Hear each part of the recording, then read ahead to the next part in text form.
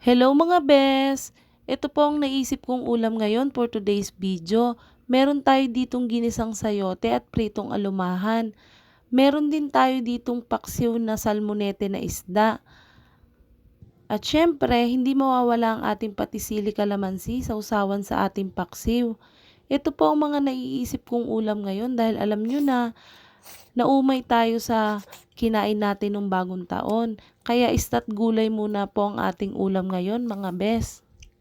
Kayo mga bes, anong ulam nyo pagkatapos ng bagong taon? Kumuha na rin po kayo ng pagkain nyo at sabayan nyo akong kumain mga bes. Sobrang dami ko pong nakain ngayon na kanin dahil nasabi po talaga ako sa mga ganitong ulam.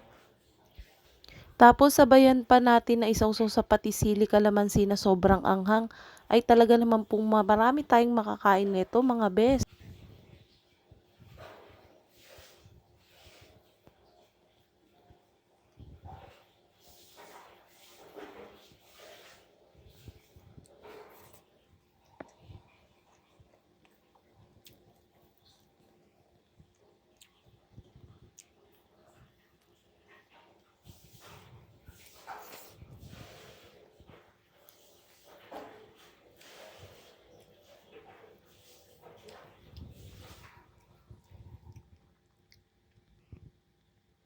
Salamat sa panonood. Salamat din sa mga palaging sumusuporta at nag-share ng aking video.